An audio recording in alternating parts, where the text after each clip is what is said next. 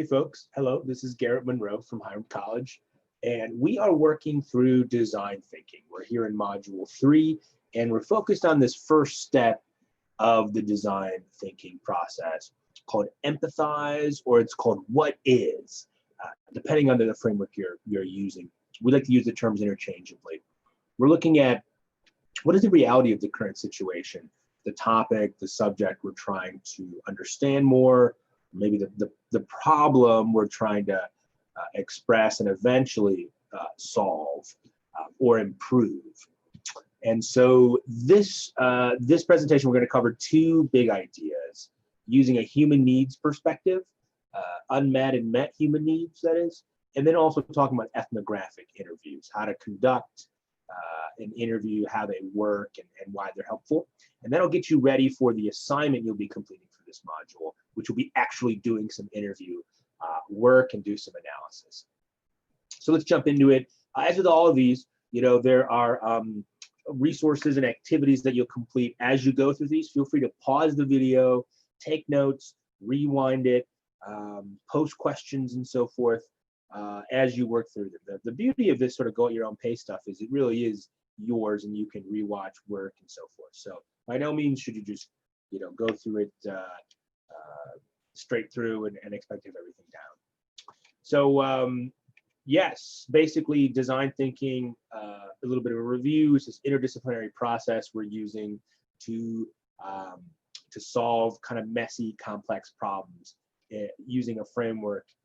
And it's a proven way of finding innovative new ideas, solutions or products or ways of doing service that hadn't been thought of before. And this is all the more needed in today's world, where things are moving and changing quicker than ever. We're facing really big problems, and there's more people and complexity than before. So embracing a framework like this, which is all about having people collaborate together to creatively solve problems, is a really valuable tool or mindset or set of skills for anybody. And so the diversity of the group of people in this course really speak to that. So we're going to do a little bit of a discussion of the reading. You read section 1 from the textbook. We're going to talk about a human needs perspective. We're going to look at interviews. We're going to talk about planning interviews out, and then we'll talk about your e-portfolio. So looking back at our designing for growth framework, it follows these ellipticals in various levels of flare and focus through the 4 stages they've outlined. And we talked last session about the idea of visualization. You've been doing some doodling and some drawing as a way to elucidate thoughts, thinking, and even to communicate and build consensus. So that's going to be a skill we're practicing throughout. Now we're moving more directly into the what is empathize phase, and we'll be talking about the particular skills of interviews and direct observation. We'll eventually get to journey mapping and mind mapping in the next module. So the reading, really, there's a number of case studies in there. It's really valuable to help you understand the process more, how it's been used by large, powerful, and profitable institutions and organizations, such as Bank of America. And one of the key insights, and I put out a quote here from Bank of America, they developed the Save the Change program. And the Save the Change program was this really innovative solution that was only found after doing interviews, after really doing observations and interviews, doing really good empathetic work with their customers, and then determining what they wanted was to build savings. They wanted the ability to have a savings account to be successfully saving. And so they developed this system, Save the Change, which just became wildly popular with Bank of America. And so that only came with this sort of field level work that often isn't done in business school or business operations. It's probably conducted by people who are trained in doing interviews, qualitative research, and so forth. This is often done by social scientists, people who've gone to grad school to study a particular thing, who've developed this skill of doing interviews and then use it as consultants and so forth. Oftentimes, again, it's used to publish social science or social research, social science. And so, but in the business world, it can be applied, or in the product development world, whatever field you're in, it can be applied simply as a tool to understand your customer better. So Bank of America Save the Change program was an excellent example of that. And of course, Stanford's D School, the Embrace product, and the AARP secondary research on Gen Xers, further evidence of how interviews can be used. So before we jump into how to do a good interview and how they operate, let's talk about human needs, basic human needs in terms of understanding what people, how people operate and what they need. When we can begin to understand the needs of people, we can better meet, either improve what they're receiving or find out what they're missing. And oftentimes, again, there's unstated needs happen. Like people aren't always aware of what they're missing or what they're looking for, or what they need. But it's a trained observer, somebody who's good and practiced empathy, practiced at getting in somebody's shoes or in somebody's head, feeling what they feel, that can observe, that can identify these things and find solutions, offer solutions. And it goes without saying that a breadth of experience is of great value here. This is why diversity of team, diversity of experience is the foundation on which good innovation and creativity and design thinking happens. Because it takes a variety of experiences to understand all these different people and all these different things, clearly. So one of the key ideas, you guys are probably familiar with this if you've studied psychology, Maslow's hierarchy of needs, right? And it sort of follows that everybody has these basic needs, and they follow on a hierarchy. That is, we can't progress to the next successive levels in the pyramid until the base level is met. And so there's these basic levels of, what do we need as a biological organism? And then on top of that, what do we need in terms to feel safe?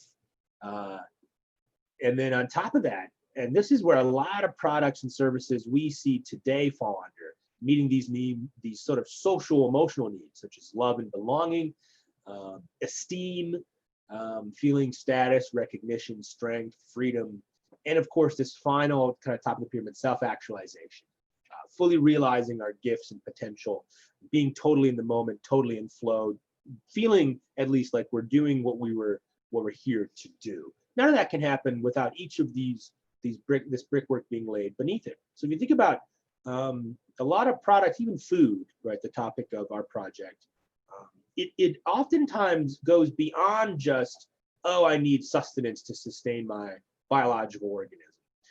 We could just run around eating oatmeal and so forth to get by. But rather, the different ways in which humans and human culture has produced food, cooks food, does food around holidays, how it makes us feel as we gather in public places, in private places, different types of food, comfort food, gourmet food that conveys status, food that expresses love, and so on, creative food, right? Food for business, all these sorts of things. That could be expressions of status, it could be expressions of respect, of friendship, of intimacy, certainly of family, when it comes to dining and cooking and so forth.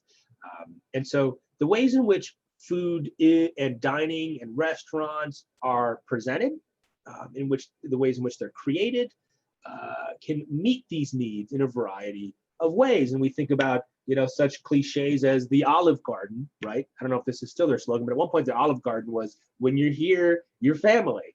And so they're just being very explicit about what kind of unmet needs they're trying to convey.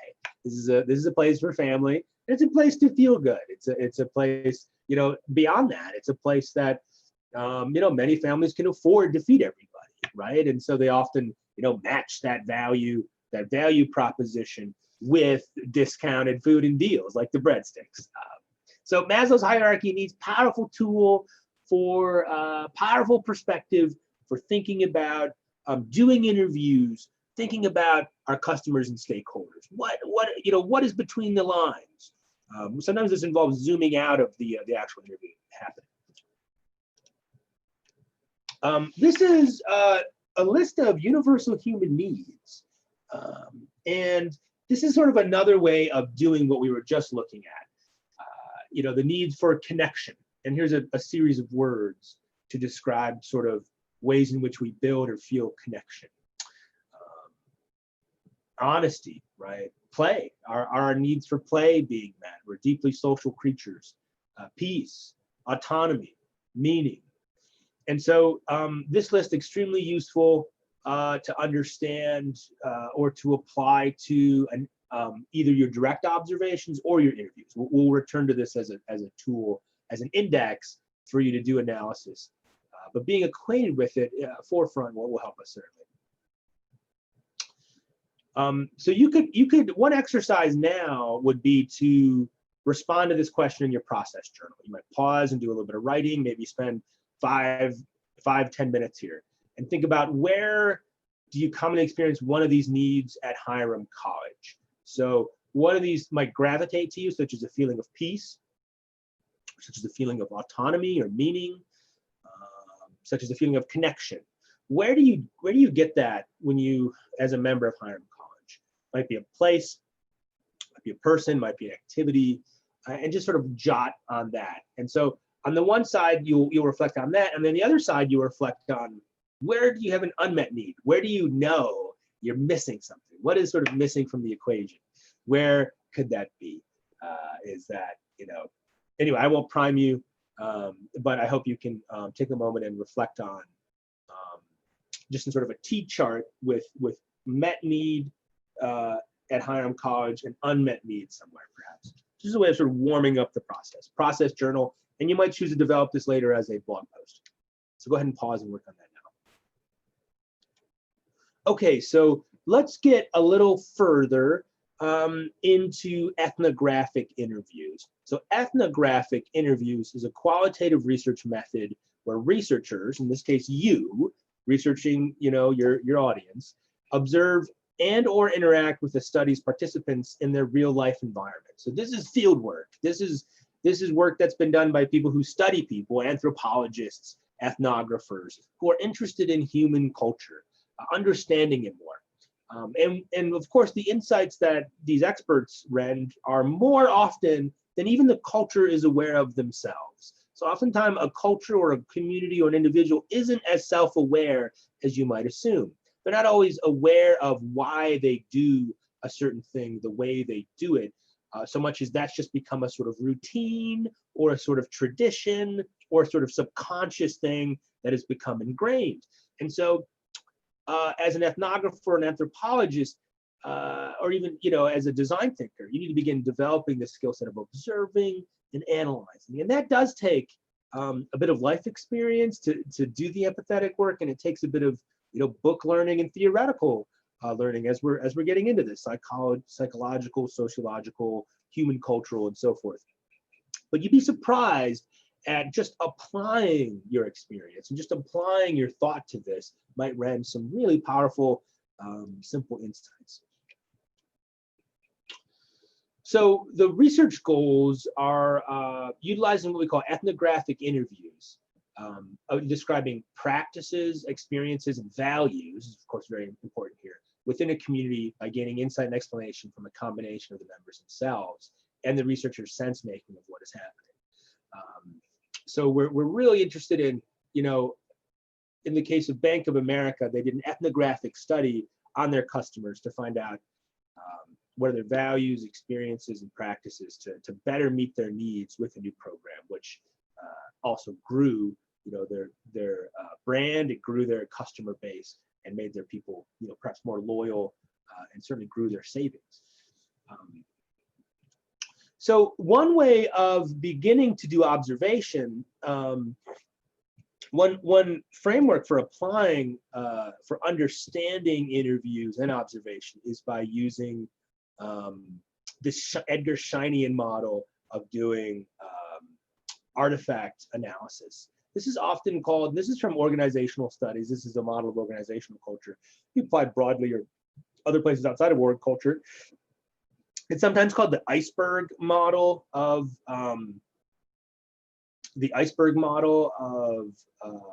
organizational culture or artifacts. And this squiggly line here represents sort of the water, if you will, and above it is all things observable. So when we talk about an observable artifact, we're talking about things we can see in a culture, right? So this might be, you know, a car of a certain brand. This might be a badge or a pin. This might be clothes somebody is wearing. This might be the food they're eating, the physical stuff of a people. And that represents, you know, about this much of the culture. Now, beneath it, what's not observable are, of course, norms and values. And yet those are often connected with those physical things. So value of, you know, healthy eating, for instance, longevity might be associated with the types of physical food, material food that somebody eats. They value a certain, or control, the way in which dining happens, you know, high dining, mannered dining, or dining of a certain class, maybe. You eat it a certain way at a table, or in front of certain people, you eat a little differently, right?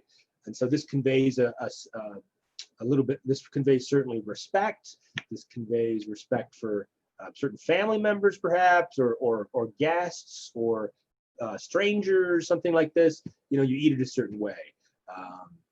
And, you know, these are both norms and values in terms of hierarchy, or even patriarchy, and so forth. Underlying assumptions are the deepest level of culture. These are things that people aren't even aware of. People that aren't able to express often, or you know, they're kind of unstated. And so these are the sort of the ways, such as, you know, patriarchy, or democracy, or authoritarianism, you know, valuing the money over the environment, something like this. You know, being a capitalistic society in which oftentimes profits and money go above ethical concerns. These aren't often discussed. These aren't often stated. In fact, they're not really, by a company like Skechers, for instance, who's, you know, more interested in branding a product and selling shoes and gaining notoriety than actually producing new technological innovation to help people get in shape or shape up, as it were. So the underlying assumptions, you know, this might be the deeper part. This might be the harder part to get at. And it's easy to talk about this at a broad level when we talk about, you know, American or Western civilization or culture. It's a little bit harder when we get into more specific groups, such as the customers of a Bank America, customers of a particular restaurant, you know, movie theater goers of Northeast Ohio, something like this. The more particularly you get, it might be harder to get at some of this stuff. Nonetheless, a good field researcher, a good interviewer and direct observer can get there. And this will lay the bedrock once again for future parts of design. So let's do a little practice. So I'm going to show two images, and then I want to pause, and I want you to think about using the Shinean model here. What artifact, you know, just describe it. And then how is that connected to norms and values? And then how is that connected to bigger underlying assumptions? You can have a stab at this. So one is the American flag pin. This became really popular, particularly after 9/11. And it wasn't normal, it wasn't a norm to wear these on your lapel, as I recall, until after 9/11. And then it slowly or quickly, within certain groups, and then everybody started wearing the American flag pin. So feel free to, you know, write on that.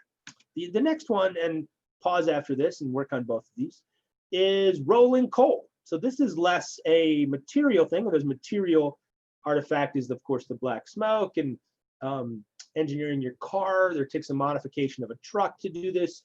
Rolling coal is the phrase used to describe people who have these large trucks, who modify the engines to burn the gasoline very dirty. And the idea is, it's a very loud sort of physical demonstration, certainly of something that has become a bit of a practice among certain people. And so do some analysis here on you know, once again, what does this speak to in terms of norms and values and underlying assumptions within a particular group and so forth. So pause, and we'll come back to those.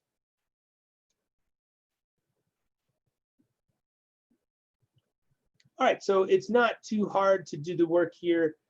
There's a lot of, you know, deductions you could make about this. One in particular is about nationalism, patriotism, and, you know, outwardly saying you support a country, or you support the troops, or something along those lines. It's a physical demonstration of perhaps even being, at this point, a politician or being in public office, doing public service. Why are you doing things in support of a certain person. And so certainly, the American flag pin has become kind of a staple for a lot of people.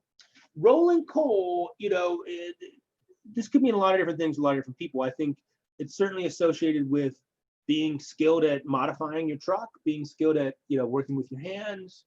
Also, it's sort of inherently anti-regulation. So they're breaking certain rules and laws here. And so they're really saying they don't either think those regulations, such as emissions regulations, particularly here in Ohio, are just or lawful, and they want to overtly break those rules.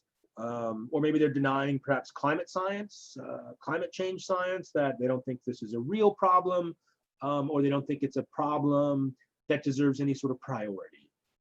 Or they're simply exerting their freedom, their ability to do what they want. And so they're prioritizing certain values above other values, and perhaps they're making a statement about a group they belong to, be it conservative or libertarian or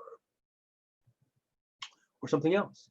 And so, it's easy to think about taking those values and underlying assumptions and associating them with products, services, or media that speaks to these people, right? You could adjust, your rhetoric, your language, how you dress, how you speak, or how a certain product or idea is presented to align with those values. So if you really wanted to connect with these people, you would certainly speak to the values that they're interested in through their demonstrations with rolling coal. So another common place of doing ethnographic research is on the mission statements. So mission statements are, of course, statements. The AVI is the company that does the dining hall at Hiram College, and they explicitly, through words, sort of speak, why are we here? What are our goals, and what do we care about? So AVI says, to be America's food service leader by passionately focusing upon excellence in product, service, and relationships, and by being the most innovative and exciting influence in the industry. And so this is a mission statement that people can put on the wall, they can put on documents, managers can point to and say, are we fulfilling the mission? Are my workers, here's a sort of model for what we're doing, how we're doing, and why we're doing. And it's just the most distilled version of this that can easily be referenced, and we can easily understand what the culture of that organization, of that business is. Again, this is dining hall at Hiram College, and this is the bistro. And so, doing some analysis on here, we understand that this is an organization really interested in growth, right? Leader. They want to become America's food service leader by focusing on the way we're going to do it is by being excellent in both our product, that is the food has to be excellent quality, and the service has to be awesome service. And they're interested in community relationships. And they want to do it through innovation and exciting influence. So, looking at the way they offer their product and their service, you might do some analysis and say, are we falling short, or are they right there on the money? My personal opinion, as an aside, is I think they're doing a fantastic job. I think the dining hall, and I've been to a number of cafeterias, really some top-notch food. Although, I'm certainly curious to hear your thoughts on how AVI is doing. And definitely relevant to our project for this course, the cold weather dining issues, and how certain AVI is adopted. Now, Hiram College also has a mission statement, of course, one that I'm passionate about and I believe in, and to foster intellectual excellence, social responsibility, enabling our students to thrive in their chosen careers, flourish in life, and face the urgent challenges of the times. So the very nature of this course, the problems, the project, and the skills we picked up, we've been trying to align with the mission. And that happens sort of organically, because that's just who we are and how we do things. And it also happens, in the case of Professor Ryan and myself, rather explicitly. We really try to build, for instance, projects that are modern and that are useful and that are ethical, that are addressing urgent challenges of the times. So when you do interviews, there's different ways of doing these, and there's sort of useful and not so useful questions. I'm going to invite you to pause and study this comparison. On the left hand, we see sort of a typical journalistic style of doing an interview. This is what you're sort of familiar with in terms of picking somebody's brain, of an expert who might know quite a bit. And this assumes that they know what they need to know. And that is not an assumption that we make as design thinkers or ethnographers. On the other hand, here we're trying to walk in the shoes to gain empathy for the experience of the interview. So it's sort of like, less saying, why did you choose to, modify your truck and roll the coal, versus tell me about how you feel, when you drive your truck. Tell me about, where did you first learn about it? These sorts of questions. And so I would invite you to pause and go through this, and we're going to use this as we complete the assignments. So here are some example question prompts that you can utilize for your interview assignment, which is coming up. You can certainly modify or utilize these for any sort of product or service. Certainly our assignment will be associated with cold weather dining.